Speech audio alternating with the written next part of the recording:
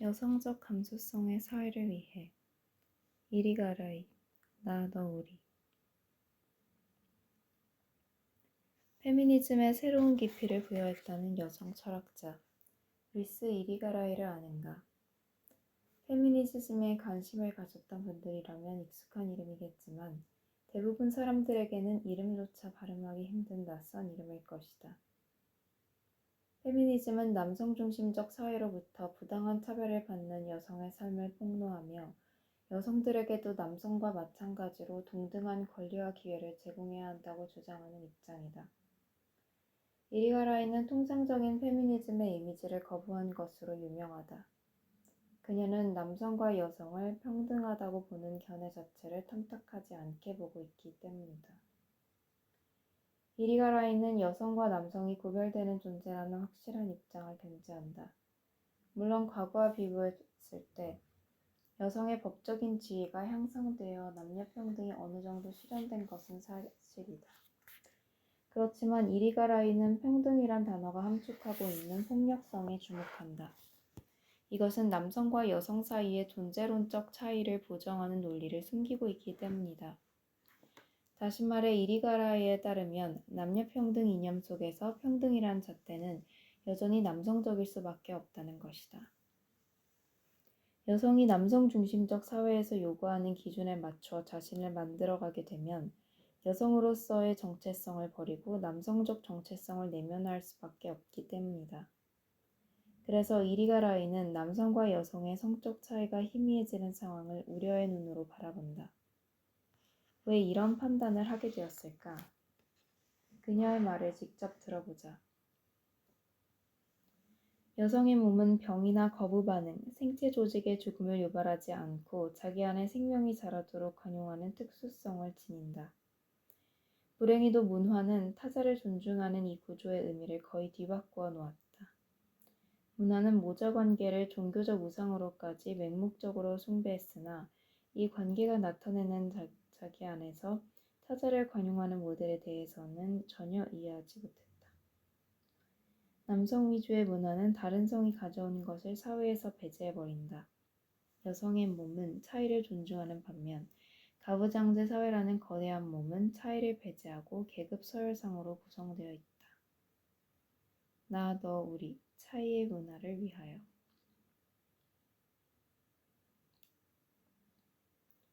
이물질이 들어오면 유기체인 우리 몸은 온갖 면역체계를 동원하여 그것을 제거하려고 한다. 감기 바이러스와 같은 작은 생명체가 침입해도 온몸에서 거부 반응이 일어나는 것은 이 때문이다.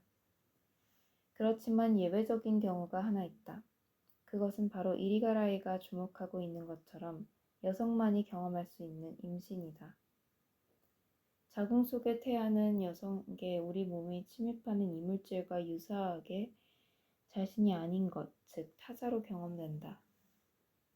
태아는 자신만의 고유한 체계를 가진 유기체이기 때문이다.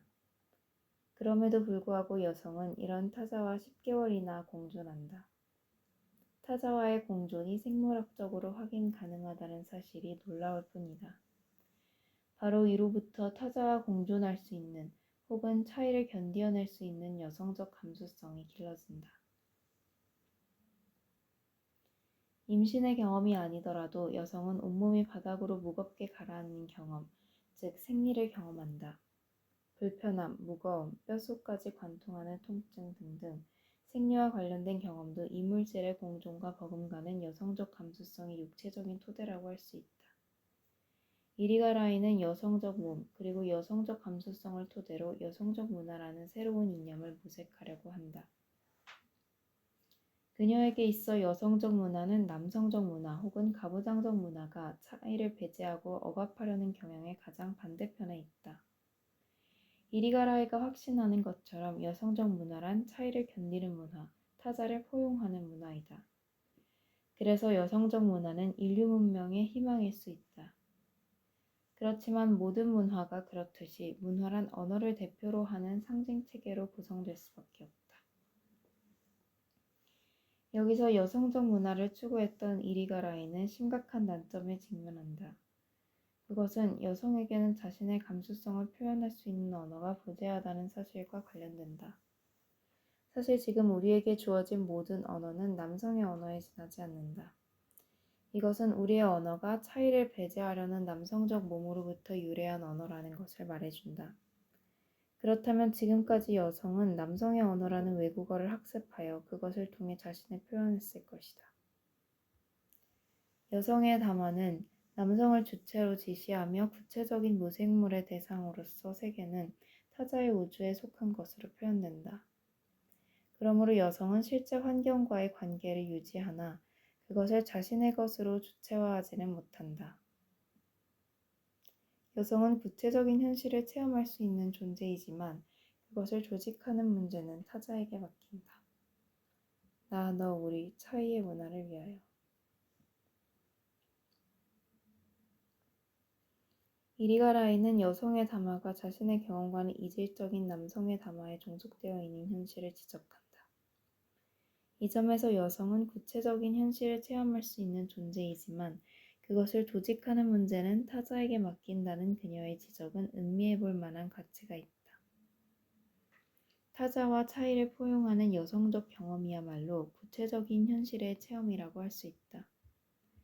타자와 차이가 우글거리는 곳이 바로 현실이자 구체성이기 때문이다.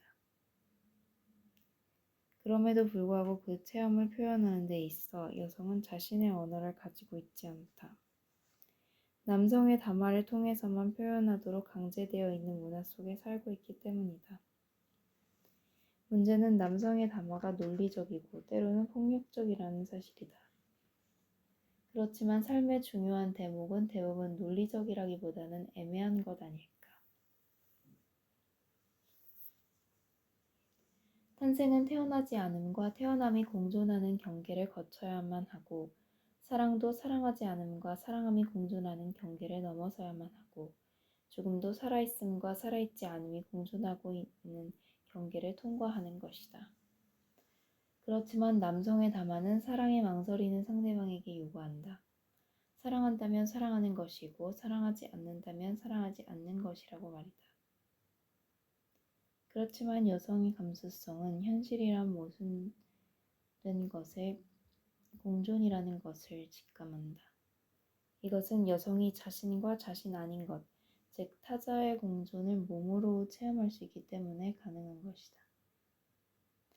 이리가라이는 지금까지 여성을 위한 담화 혹은 여성적 언어를 만들려고 집요하게 노력했다.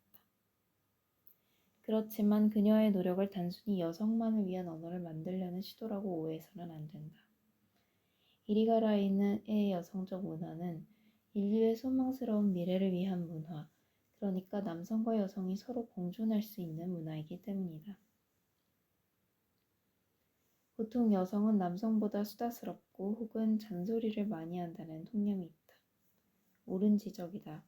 그렇지만 이것은 여성들이 자신들의 언어를 가지고 있지 않기 때문에 벌어진 현상이라고 할 수 있다.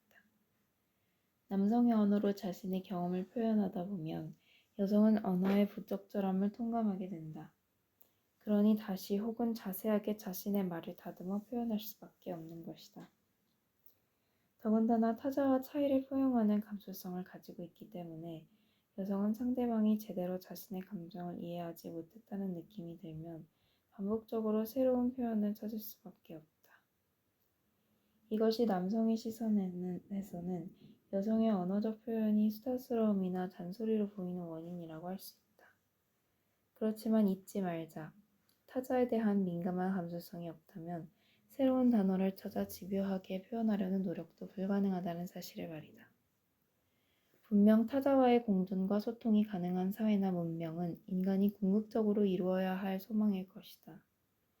그래서 남성은 여성의 감수성을 배워야 하고 여성이 자신의 언어를 갖출 수 있도록 도와줘야 한다. 이것은 단순히 윤리적인 요구만은 아니다.